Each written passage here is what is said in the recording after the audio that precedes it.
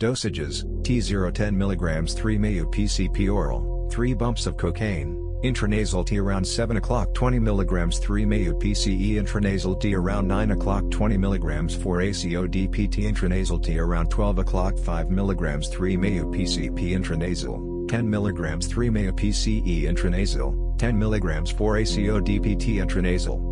What a waste of time, a week spent being a degenerate in the dead of winter, every dark day colored by a languid hedonistic blur of dissociatives and benzodiazepines.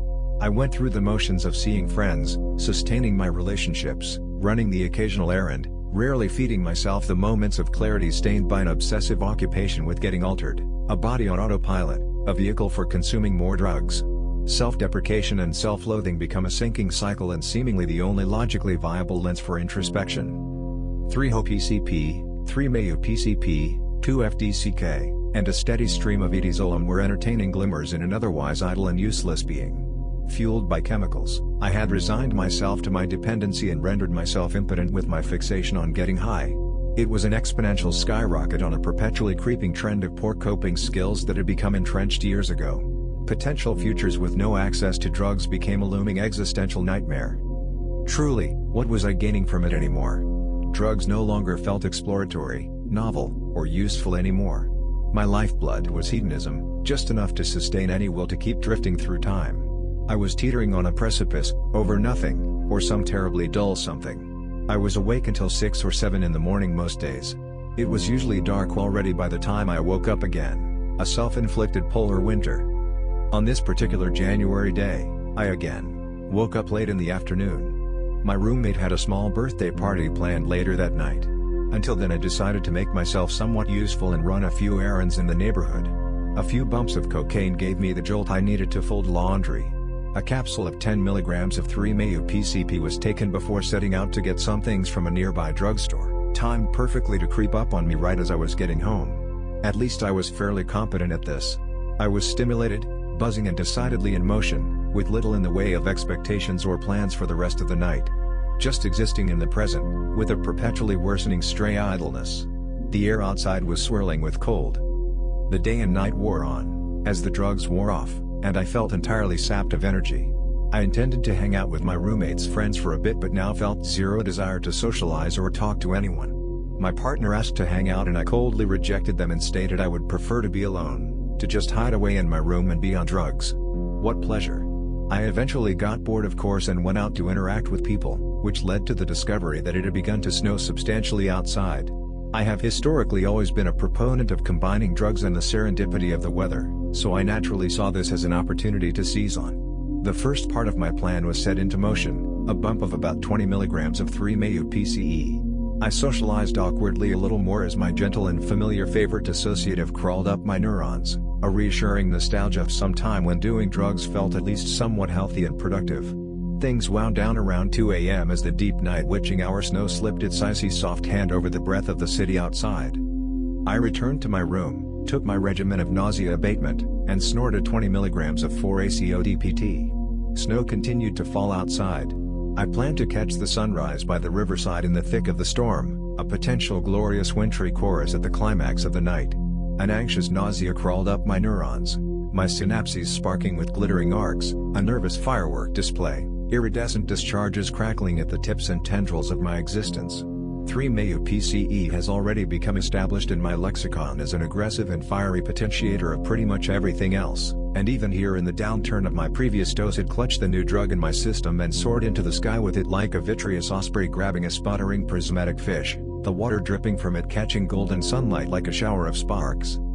A newfound energy charged into my extremities, electrifying my muscles. Every movement felt so exact and precise, I was invigorated with what felt like a supernatural control over my motor skills, every movement exactly where it needed to be, exactly how it needed to be, every bit of momentum perfectly compensated for.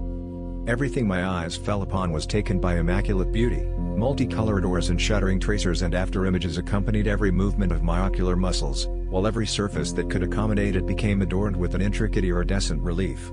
The shadows of a more beautiful world being cast upon ours.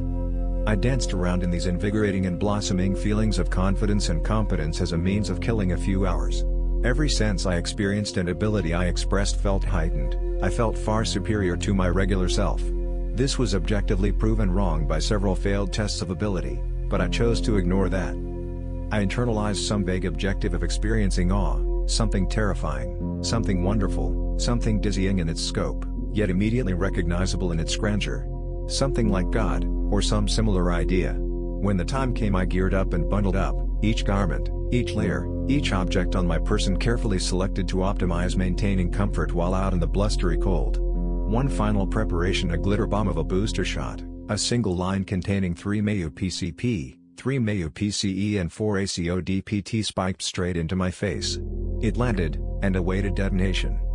The night was dead still and silent when I set out, save for the glimmering cascade swirling around me, glittering flecks of the icy sky decorating and dazzling my coat like a million rhinestones.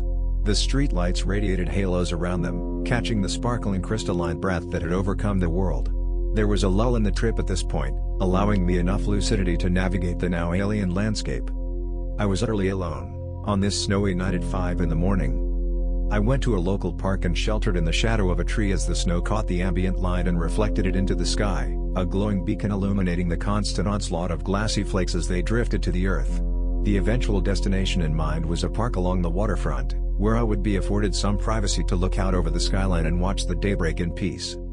The radiant brilliance of the sun is muted on stormy days. When clouds weep over the sky, the sun's rising is not a blazing sword, chasing a clambering night to the far side of the earth. It's a meek, muted glow, a timid peek over the horizon as it impotently meanders into the sky.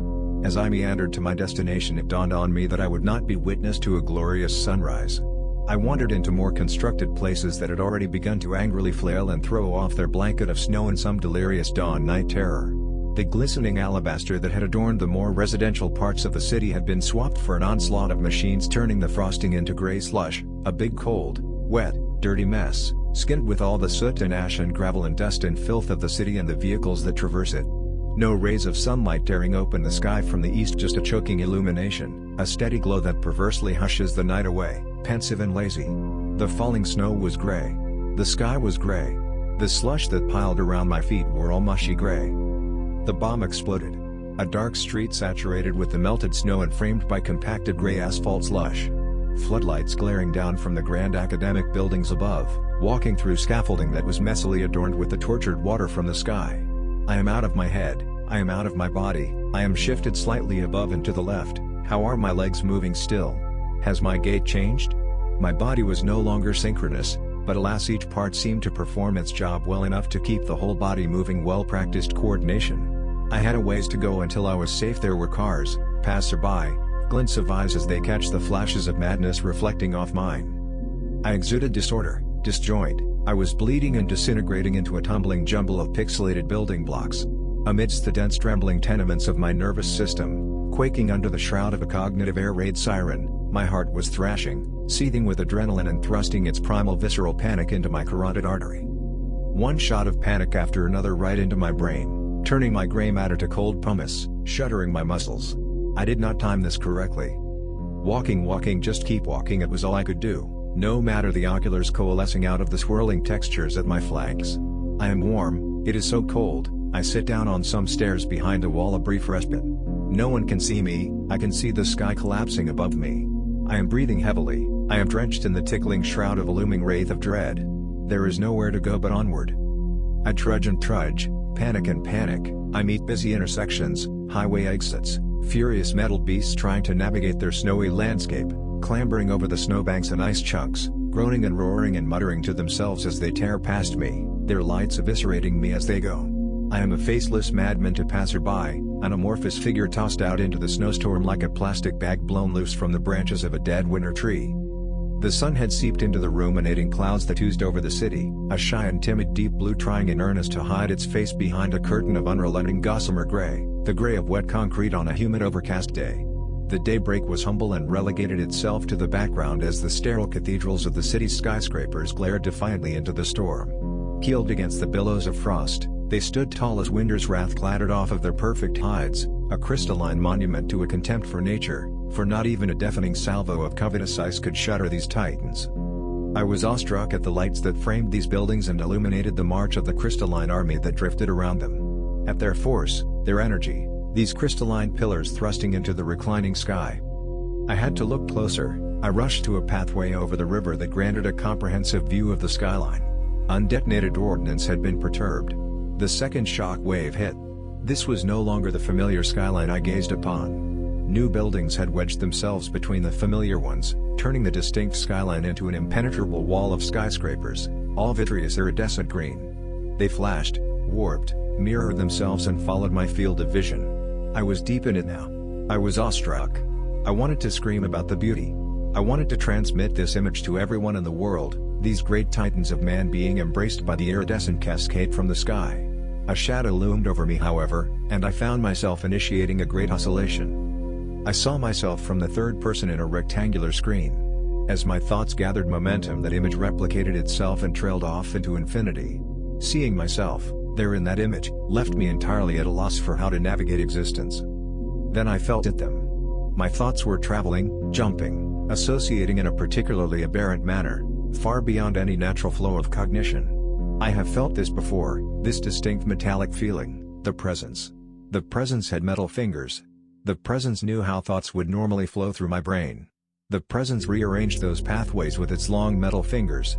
Each little touch of its fingertips sparked a fresh wave of panic, coursing through my bloodstream. My thoughts connected and associated in ways I thought inconceivable. Perhaps the presence knew how to reconstruct me here, but I certainly had not an inkling of its intentions. Primeval confusion and panic set in. I had been reprogrammed. In public. Snow was falling. Transportation infrastructure was crippled. The only way home was to walk, through populated neighborhood. The sun was fully up now. My crime was laid bare, the morning joggers who braved the snow had begun to materialize. I was wispy, an unentity, a creature of the night suddenly finding itself trapped in the spotlight of the muted sun. I had no benzos or anything on me that could arrest the experience. I had really truly fucked up. All I could do was laugh. I was completely stranded, tripping too hard to function, with limited options. A great deal of mental energy was expended wrangling the writhing metallic serpents trying to flee in all directions from my mind, each of them liable to inflict some form of psychic mischief. The presence got aggressive, it whipped apart my fields of perception, it twisted them and bent them, until I too was bent and twisted out of any state of rational perception. It talked to me, it tried to, it wanted to tell me so much, it wanted me to do things, to create things, to destroy things, to unmake the world and perform obscure tasks. Its voice was metal, transmitted not through words but as sinister, obscure and impossible ideas directly into my brain. Liquid metal filling in the cerebral wrinkles, each neuron it touched exploding into a cascade of visceral panic. I saw my face from 5 feet away. My form shifted and shuddered and blinked. I did not know where my mind was. I did not know who contained my thoughts and intentions. I did not know who controlled my thoughts or intentions. I focused all of my mental energy. I stood up, I paced, I breathed. I met this before, I could dispel it. The snow raged around me, each flake a malicious metal eye pointed straight at me. The presence drilling its mind into mine. I plunged my face into my hands and closed my eyes and threw myself headlong into a disintegration chamber constructed of shifting and shuddering forms. I opened my eyes again and stood up. Okay for now. The snow felt like a billowing miasma swirling round my back, waiting for the next chance to clutch at me with so many metallic tendrils. I could not stop and think for too long or it would grip me again, smiling its great palladium smile without having a mouth at all. Terror, terror. What do I do? No one could come bail me out, no one could drive out here and save me, I couldn't get law involved, oh god fuck no. I truly could only bail myself out of this situation. It was very cold. My frail body was very exhausted. I could not be in public, as I was being stalked by a malevolent force. I had nothing to go on here. I walked and kept walking, perhaps a change of scenery would keep the panic at bay. And God by God the other brilliant light of grace, a million lumens into the heavens, soaring into the sky and cascading silky iridescence down upon me. The beauty was riveting, all of the colors of the sun piercing straight into my heart, a star-white beam, perfect in every way screaming from my skull into the heavens, enraptured in ecstasy. By all holy, by all sacred, it was awesome, something terrifying, something wonderful, something dizzying in its scope, yet immediately recognizable in its grandeur.